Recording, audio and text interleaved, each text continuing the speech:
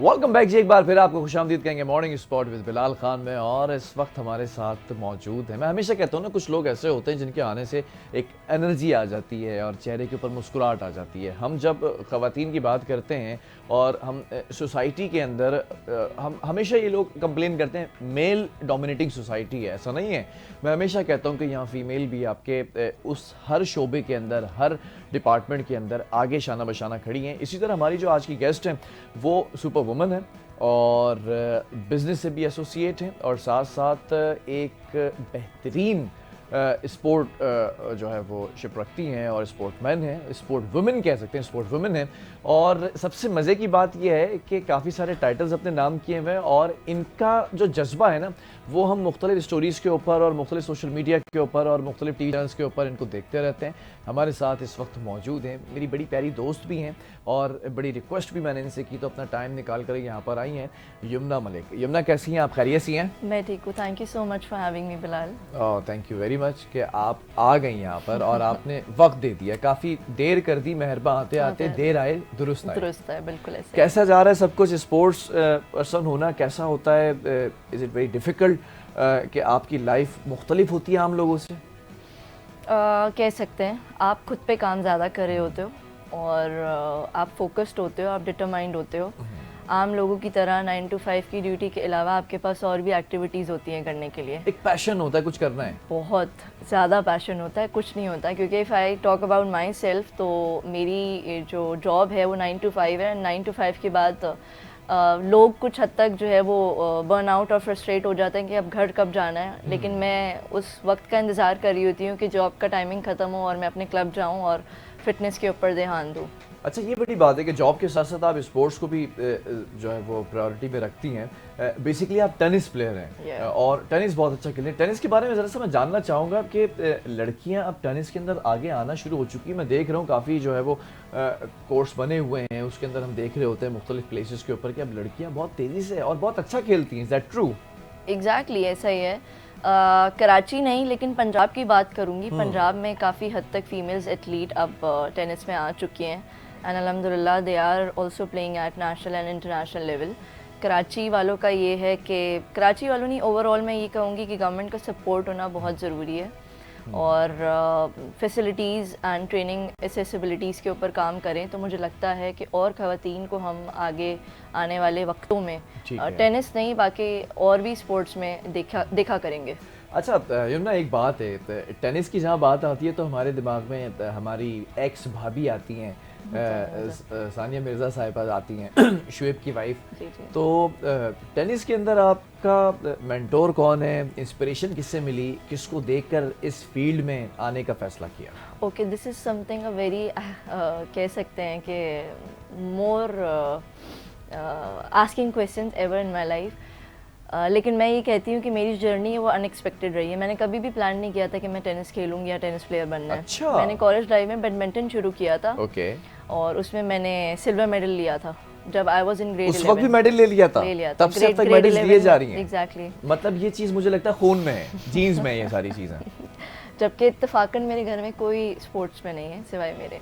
अब हाँ, मेरी जो छोटी बहन है लाइबा, वो आपको देख कर आना शुरू हुई है? बिल्कुल बिल्कुल, क्योंकि अब मैं उसको ले जाने लगी हूँ अपने क्लब्स में और नेटबॉल में मैंने उसको डाला है अब। मतलब फिर ये कौन लोग होते हैं जो कहते हैं लड़कियां बस पढ़ें लिखें शादी करें? इस तरह की फैमिलीज होती हैं जो सपोर्ट करती हैं। फैमिली की कितनी सपोर्ट है ना? मुझे तो अल्हम्दुलिल्लाह काफ़ी हद तक, सिवाय मेरे पेरेंट्स के उसके अलावा किसी की नहीं।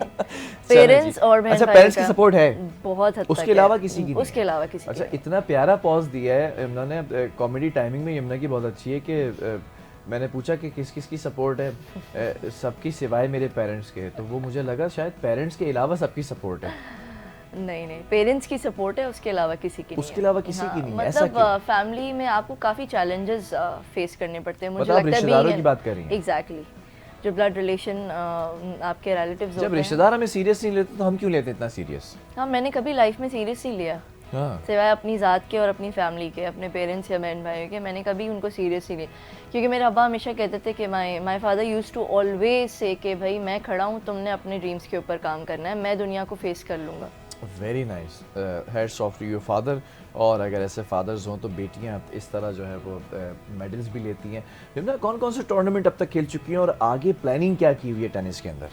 अच्छा, हमारे जो पाकिस्तान टेनिस फेडरेशन है वो इस्लामाबाद में है। ठीक है। तो वहाँ पे ज़्यादातर नेशनल्स होते हैं और उसका चांस हमें बहुत कम मिलता है कि हम वहाँ जाएं और खेलें।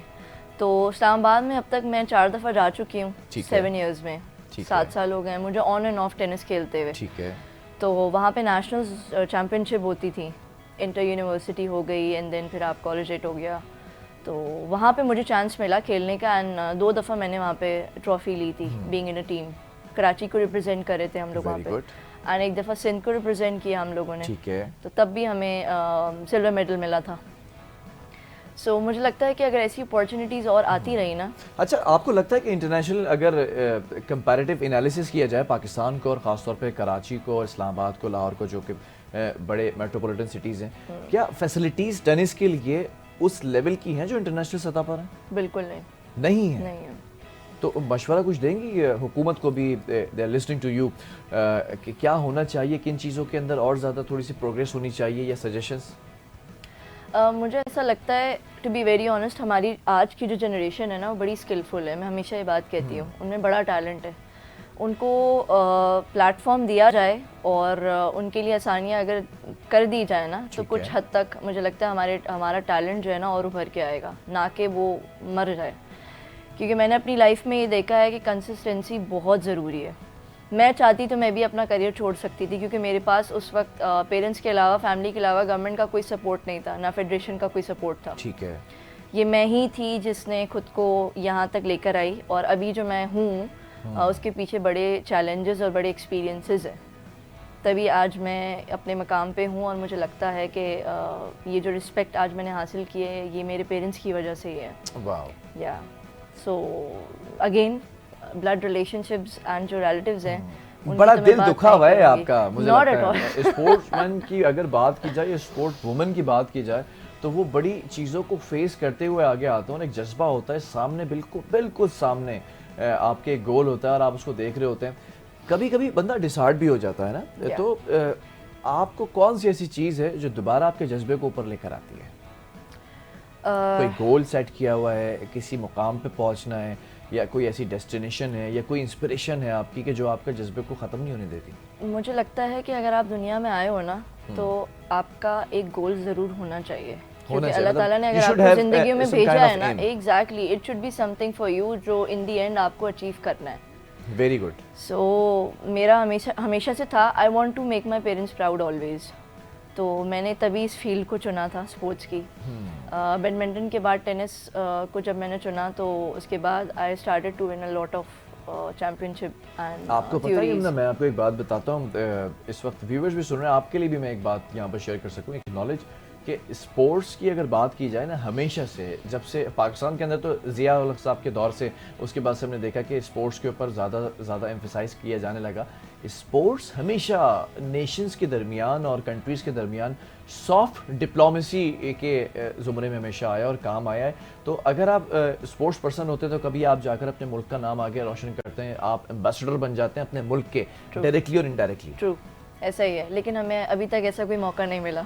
नहीं मिला। Very honest. हाँ भाई, मौका मिलना चाहिए गवर्नमेंट की तरफ से। मैं I just want to request all of you जो मुझे सुन रहे हैं, लिसनिंग आउट देयर, कि आप अगर टेनिस के ऊपर भी फोकस करें तो शायद वो जो मसला चल रहा है ना अभी क्रिकेट का, आप लोगों का, मोहसिन नकवी साहब का और इन लोगों का, तो उसको आप अगर टेनिस के ऊपर ले आएँ, या फिर हमने शहीर को बिठाया था बॉक्सिंग की तरफ ले आएँ, तो खुदारा लेकर आएँ। ये बहुत टैलेंट है यहाँ पर, टैलेंट की कमी नहीं है। आप जो कहते हैं ना टैलेंट हंटिंग करते कुछ मिलता नहीं है, टैलेंट हम अपने मॉर्निंग शो में बिठाते हैं। आप हमसे रब्ता करें, हम आपको टैलेंट देंगे, आप फंड दें, आप फोकस करें, ये मुल्क का नाम रोशन करेंगे। Thank you so much Bilal for your insights. ये मुझे लगता है कि कुछ लोगों को भी आगे कदम बढ़ाना चाहिए फीमेल एथलीट्स के लिए, फॉर श्योर, कि वो उनको इस तरह से बुलाएं एंड उनसे ये डिस्कशन करें। बिकॉज मुझे नहीं लगता कि चैनल्स के अलावा हमें कभी भी चांस मिला है कि हम इसके ऊपर बात करें। बीइंग अ वुमन, काफ़ी चैलेंजेस देखने के बाद मैं हमेशा हर लड़की को ये बात कहती हूँ कि आपकी कंसिस्टेंसी बहुत ज़रूरी है। It's you versus you in the end. Nobody will going to come to give you a platform या चांस मिलेंगे, आपको चांसेस मिलेंगे, बट वो आपके ऊपर है कि आप उसको कितना हद तक जो है ना ठीक है, अचीव करते हो। ठीक है। हम एक छोटे से कमर्शियल ब्रेक की तरफ जा रहे हैं। बहुत सारी बातें हो गई यमुना के हवाले से, फील्ड के हवाले से। अब कुछ चटपटी बातें करेंगे एक ब्रेक के बाद। एक आपने जाना कहीं नहीं है, यमुना बराबर बचपन के अंदर जो है वो शरारती हुआ करती थी या नहीं, और अभी भी मुझे शरारत नज़र आ रही है आंखों में। जब टेनिस खेलती हैं तो अपने जो सामने वाला कॉम्पिटिटर होता है तो उसके साथ कभी चीट किया या नहीं किया, इस तरह के सवाल होंगे और देखते हैं क्या जवाब आता है। एक छोटा सा ब्रेक।